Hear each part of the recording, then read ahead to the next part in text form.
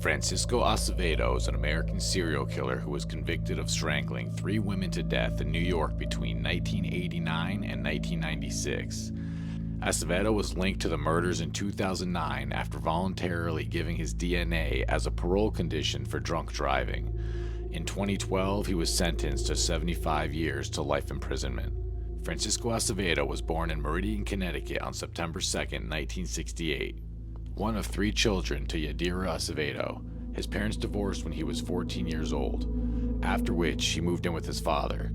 According to court records, he abused alcohol, marijuana, and cocaine at the age of 12.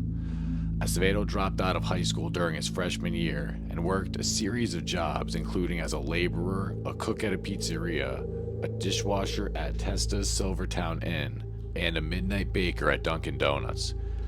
In the 1990s, he was living in Mount Vernon, New York. He met his wife while working at a way kitchen, with whom he would have 2 sons. On July 3, 1986, 3 years before his first known murder, Acevedo picked up a woman in his company truck in Meridian and drove her to a secluded area where he bound her hands, blindfolded, and SA'd her. The woman fled after he fell asleep, and he was arrested and sentenced to 10 years in prison. He was released in June 1988. On November 11, 1997, he was charged with third-degree assault on his wife in Yonkers. However, the charge was later dismissed. On August 30, 1998, he was arrested again for breaking his wife's nose after punching her in the face. He was convicted of a misdemeanor and served 9 months in jail.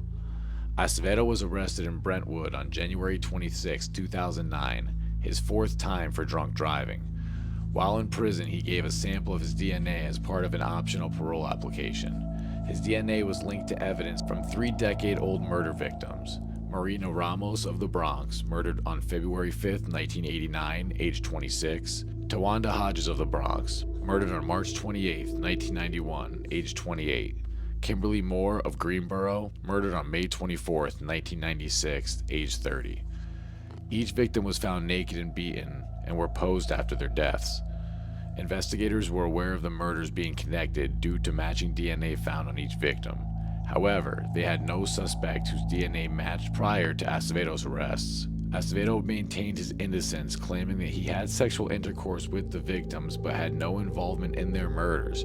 He was acquitted of 3 counts of SA, as the victims were known sex workers, but he was found guilty of the murders on the first day of the jury deliberations and was sentenced 3 times to 25 years to life imprisonment, each to be served consecutively, totaling to a minimum of 75 years. He is currently incarcerated